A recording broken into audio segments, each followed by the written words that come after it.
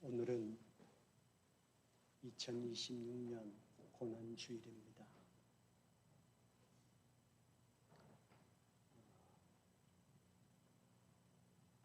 기독교에 대해서 사회 신뢰도를 조사한 적이 있습니다. 각 종교에 대한 사회 신뢰도를 조사했을 때 기독교가 천주교나 불교와 비교할 수 없을 만큼 신뢰도가 떨어졌습니다.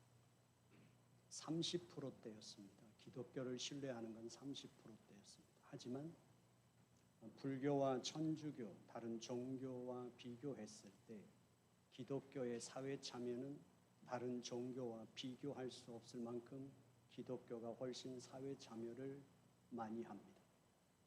그런데 신뢰도가 왜 30%대였을까?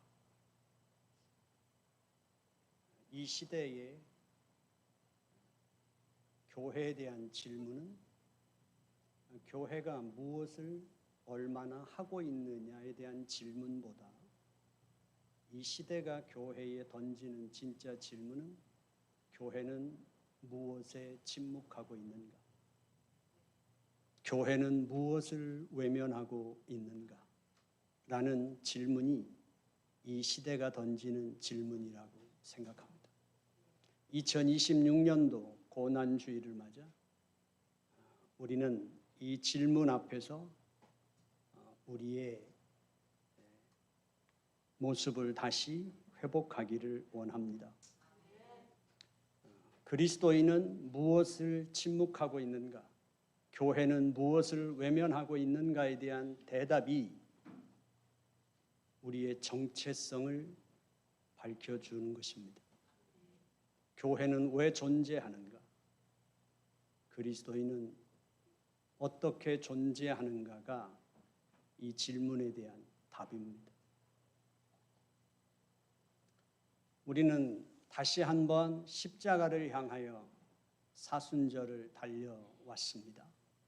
그리고 다음 주일이 부활주일입니다.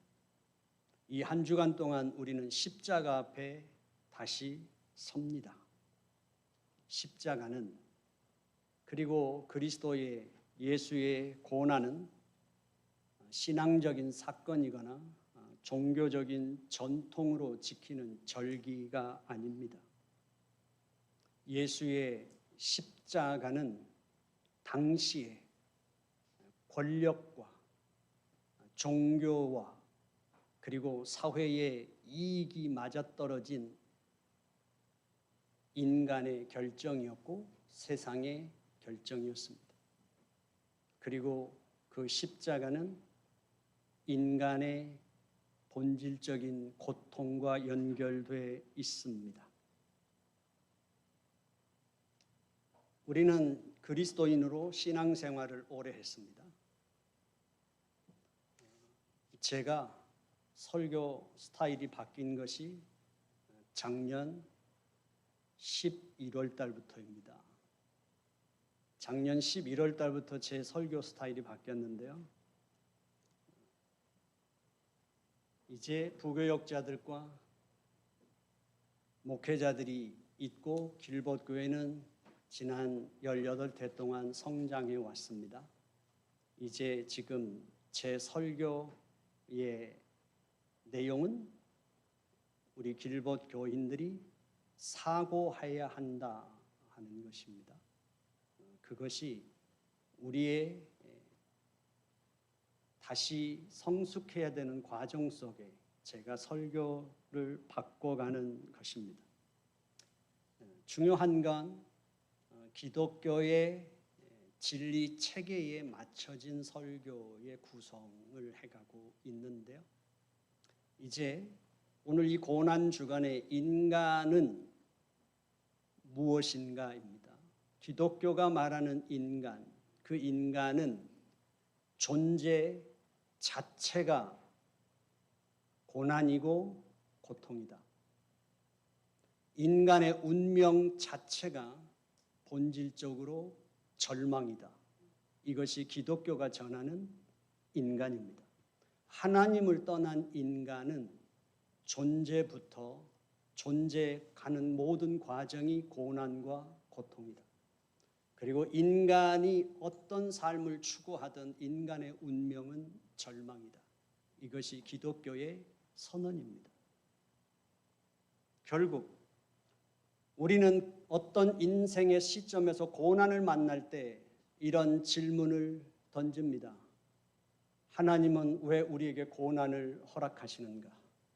그리고 하나님은 왜 인간의 고난에 침묵하시는가?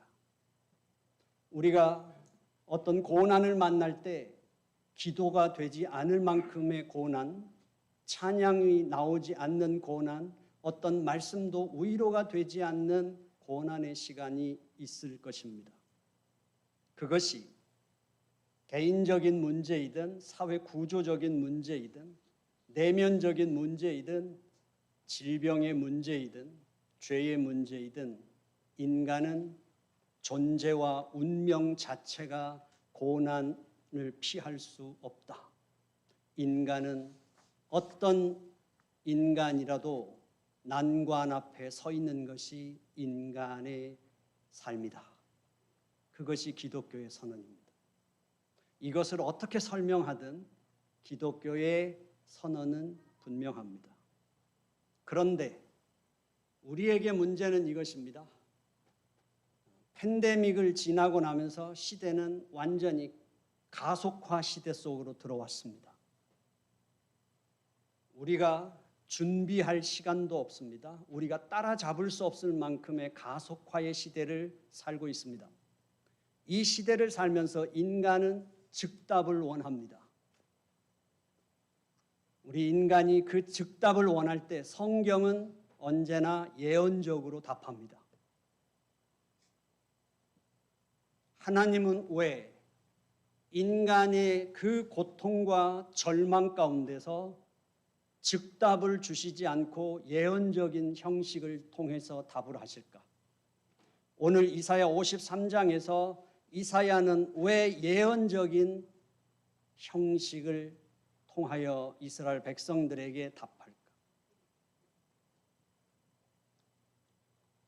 그것은 단순한 하나님께서 우리에게 답하시는 어떤 것이 아니라 거기에는 하나님의 뜻이 아주 깊이 담겨 있습니다.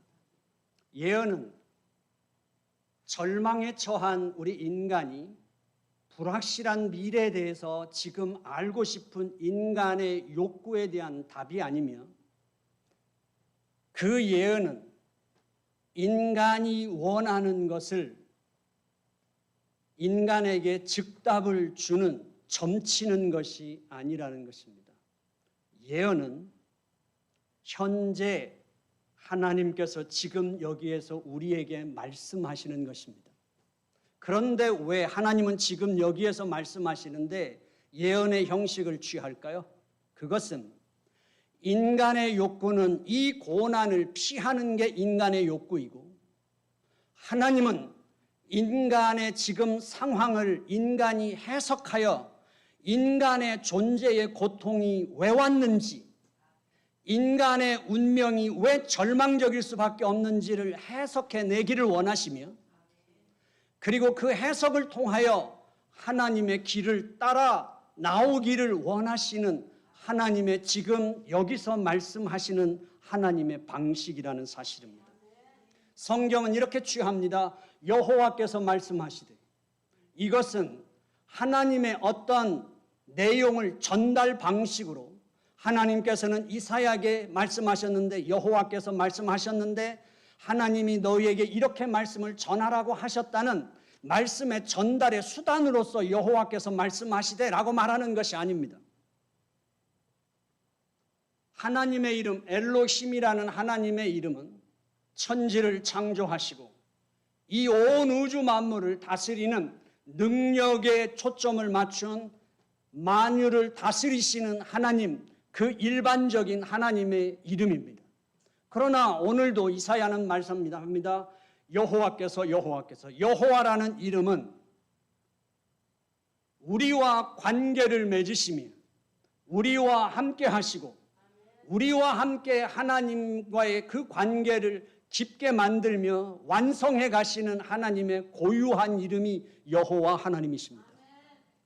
여호와께서 말씀하시되는 하나님께서는 지금 여기서 우리의 가장 가까이에서 우리의 얼굴을 마주보며 우리의 시선을 맞추며 우리와 대화하시고 우리의 삶을 의논하시고 우리의 삶을 이끌어 가시는 하나님이 여호와 하나님이라는 사실입니다. 그래서 예언은 또한 절망 속에서도 소망의 빛을 우리에게 강력하게 비춰주는 하나님의 말씀의 형식이라는 사실이죠. 하나님은 분명히 지금 여기서 말씀하시는데 우리의 느낌은 하나님은 우리의 고난에 침묵하시는 것처럼 느껴진다는 사실입니다. 그리고 하나님은 분명하게 미래성을 갖고 우리의 길을 말씀하십니다. 그러나 그 하나님의 말씀이 미래에 대한 말씀이라 하더라도 그 말씀이 우리에게 가장 강력하고 가장 확실한 소망의 말씀이 되는 것은 하나님께서 말씀하시는 그 때에 초점이 있는 것이 아니라 그 말씀하시는 하나님은 거짓말을 못하시는 하나님이시며 그 하나님 말씀하시는 하나님께서 지금 말씀하시는 순간부터 그것은 이미 성취된 사건과 같이 그 말씀을 이루시는 하나님께 초점이 있다는 사실입니다. 지금 분명히 현실적으로 나의 절망이 해결되는 것이 보이지 않지만 지금은 나의 삶이 달라지는 것 같지 않지만 하나님께서 말씀하시고 하나님이 나와 함께 하시는 운명이 하나님 안에 있는 운명은 어떠한 고난 속에서도 하나님의 뜻이 이미 이루어진 운명을 살고 있다는 사실이죠. 그러므로 말미암아 아직 이루어지지 않은 삶이지만 이미 우리 삶에는 결과가 와 있는 하나님의 말씀의 방식이 예언의 형식을 띤 하나님의 방식이라는 사실입니다.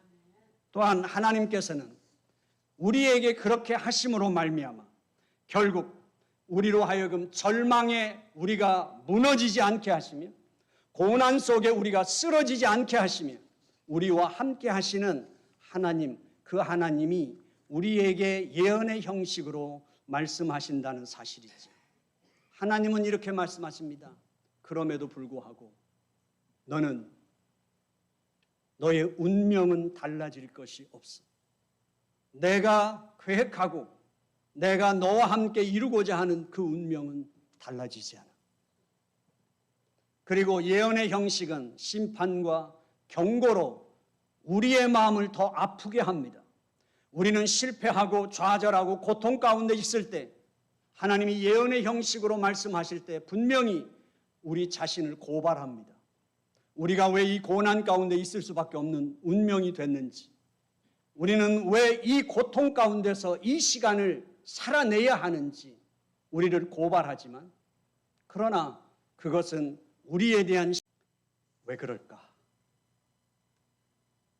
독일계 미국 철학자 한나 아렌트가 1961년도에 예루살렘에서 열렸던 나치 전범 재판이 있었고 한나 아렌트는 그 재판에 참가했습니다. 그리고 아돌프 아이히만의 재판을 지켜본 뒤에 그가 하나의 깨달음을 얻었습니다. 아이히만은 사이코패스가 아니다. 아이히만의 문제는 그의 결정이 사회에 어떤 결과를 가져올지 사고하지 않고 위의 정부의 지시에 따라 그저 성실하게 일했던 공무원일 뿐이었다. 이 세상의 악마는 특별한 형태로 있는 것이 아니다. 우리가 주변에서 볼 수 있는 평범한 사람들이 아무 생각을 하지 않고 체제에 순응할 때 그것이 악이 된다는 걸 깨달았습니다. 예수의 십자가의 고난도 결국 평범한 사람들이 만들어낸 거 아닙니까? 그 평범한 사람들이 예수가 자신들에게 이익이 될 때는 호산나 호산나 다윗의 자손이여 노래를 불렀습니다. 근데 그 예수가 자신들에게 피해가 될 것 같으니까 십자가에 못 박으십시오. 십자가에 못 박으십시오. 외쳤던 사람들이 평범한 사람들이었다는 사실이에요. 지금 교회의 모습은 아닙니까? 지금 우리의 모습은 아닙니까? 왜 기독교가 사회 참여를 다른 종교보다 훨씬 많이 하는데도 신뢰도는 가장 낮을까요? 왜냐하면 사고하지 않기 때문입니다. 우리는 무엇인가를 계속 반복하고 있을 뿐입니다. 그리고 우리만 바쁠 뿐입니다. 지금까지 우리는 전도했습니다. 사회에 아무리 선을 베풀어도 사회가 갖고 있는 이미지는 나를 교회로 전도하려고 그런다라는 이미지입니다. 사랑은, 하나님의 사랑은, 교회의 사랑은, 기독교인의 사랑은 내가 어떤 것을 취하기 위한 조건이 아니라 상대방에게 가장 절박한 필요를 위하여 그 어떤 값이라도 지불하는 것이 사랑입니다. 하나님을 떠난 인간에게 가장 절박한 것은 생명입니다. 하나님을 향하여 살아나는 것, 하나님은 인간의 그 가장 절박한 것을 알았기에 독생자 예수 자신에게 가장 유일하게 하나밖에 없는 가장 가치 있는 것이지만 우리 인간에게 가장 절박한 것을 위하여 그걸 내어주셨습니다. 그것이 사랑입니다. 교회가 과연 지금까지 내가 당신을 향하여 다가가는 것은 당신이 목적입니다. 당신이 하나님의 사랑을 아는 것, 그 사랑으로 당신이 다시 태어나기를 원할 뿐입니다. 이 목적이 분명했을까요?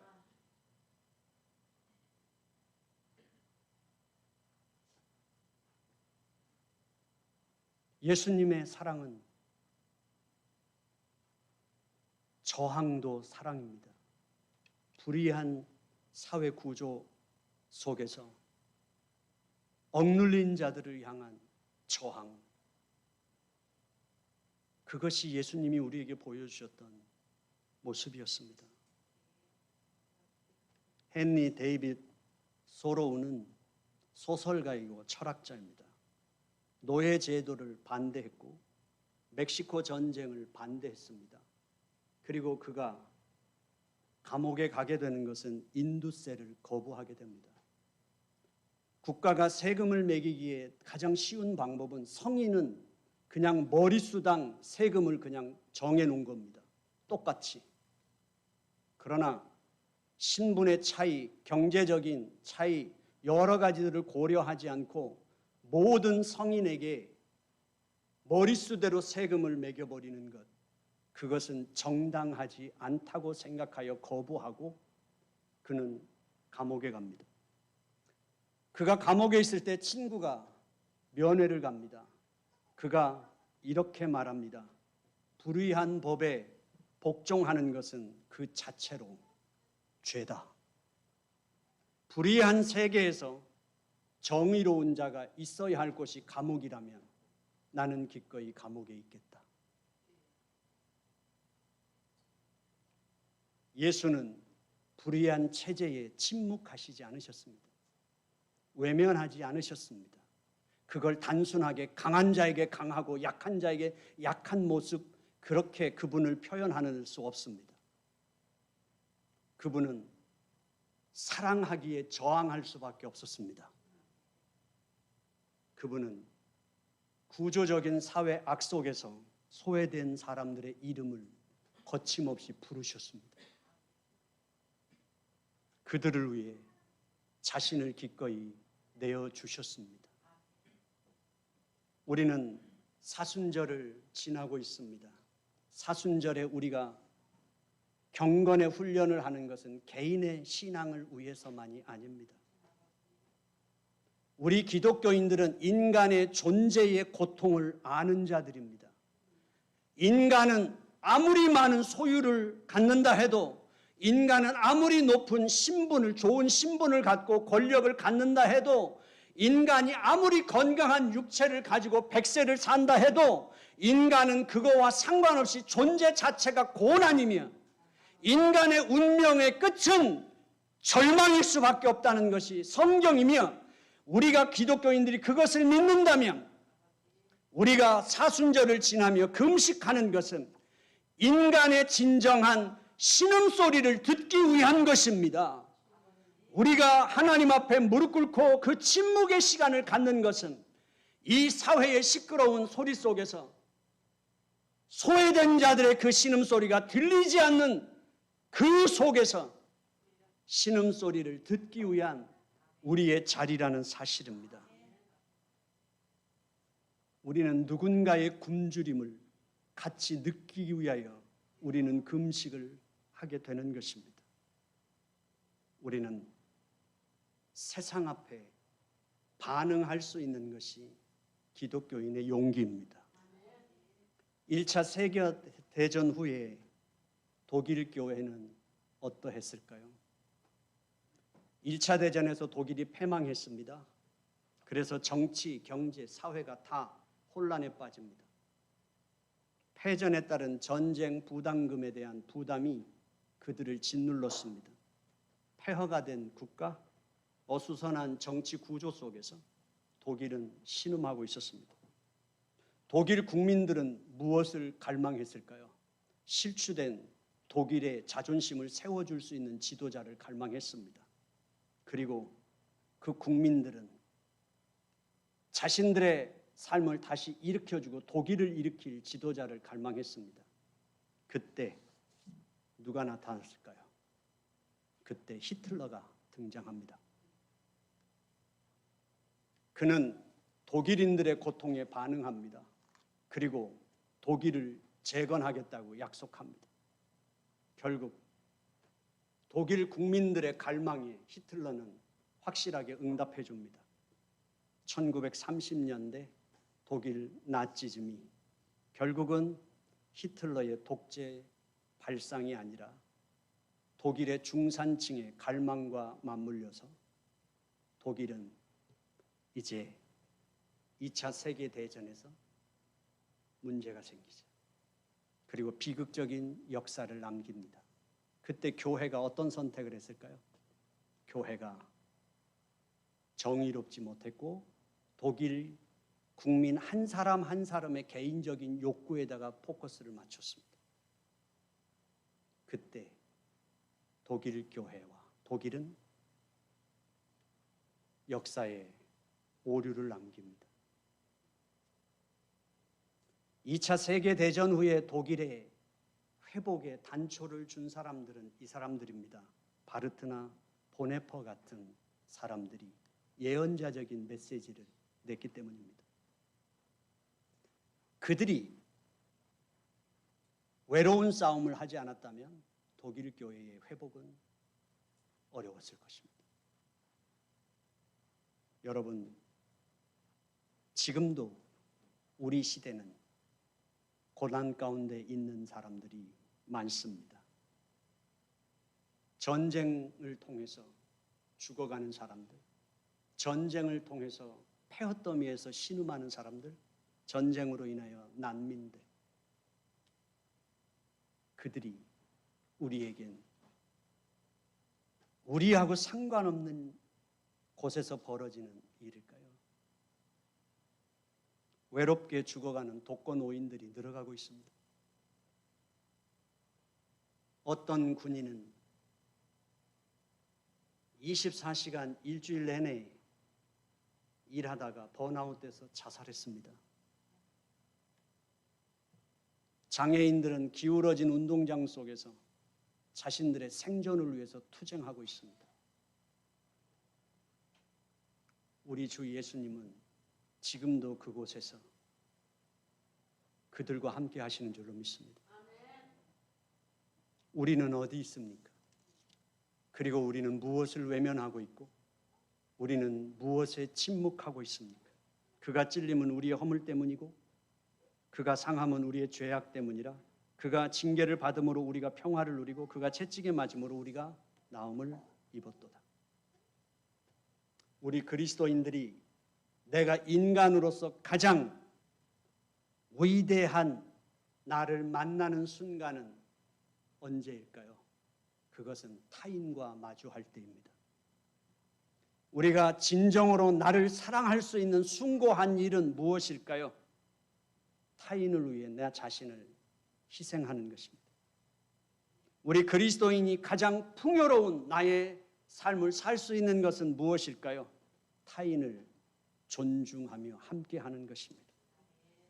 우리가 그것이 져야 할 십자가입니다.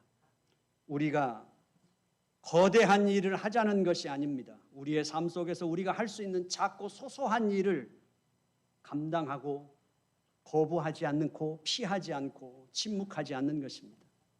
각양각색의 사람과 마주하는 불편을 피하지 않는 것, 가치가 다른 사람과 함께 공존하는 것을 거부하지 않는 것, 방향이 다른 사람들을 등 돌리지 않고 축복하며 우리의 함께 걷는 그 길을 인정하는 것. 십자가의 고난은 멀리 있지 않습니다. 우리는 우리의 이 자발적인 사회 참여 속에서 우리를 거룩하게 만들어주며 세상에 생기를 불어넣는 줄로 믿습니다. 과거가 현재를 구합니다. 이 역사 속에 한국의 산업화가 시작되고 진행될 때 전태일이라는 사람을 우리는 기억합니다. 청년이었습니다. 산업화가 진행될 때 봉제 공장에서 일하는 사람들이 하루에 16시간씩 재봉질을 할 때 그가 분신 자살하며 그가 남겼던 말이 무엇입니까? 이들에게 편히 잠을 자게 해주고 싶다. 역사의 순간순간마다 누군가는 투쟁했고 누군가는 기꺼이 그 고난을 감수하기로 했기 때문에 우리가 지금 인권을 존중받으며 사는 세상에 살고 있으며 우리는 복지를 누리며 살고 있고 우리는 자유를 누리며 살고 있는 것입니다. 과거가 현재를 구합니다. 우리는 그 과거를 통해서 현재를 살고 있고 오늘 우리가 투쟁하며 우리가 자유를 위하여 싸울 때 결국은 우리 다음 세대가 예수 그리스도의 복음 안에 있게 될 줄로 믿습니다. 십자가는 개인의 구원만이 아닙니다. 교회는 스스로를 위하여 존재하지 않습니다. 하나님은 객과 고아와 과부와 가난한 자를 살피시는 하나님이셨습니다. 예수님은 죄인과 세리와 여자와 어린아이와 가난한 자들과 함께 하셨습니다. 성령 하나님은 가난한 자에게 기쁨을, 포로된 자에게 자유를, 눈먼 자에게 다시 보게 하시고 눌린 자에게 자유를 주시며 지금도 투쟁하고 계시는 하나님이신 줄로 믿습니다. 그가 찔림은 우리의 허물 때문이고 그가 상함은 우리의 죄악 때문입니다. 다시 한번 우리는 교회로 사람을 불러오는 것이 아니라 세상 속에 우리가 서서 그들을 진정으로 사랑하며 그들의 억눌림과 그들의 고통에 반응하는 교회로 설 때 부활은 세상 가운데서 시작될 줄로 믿습니다. 기도하겠습니다.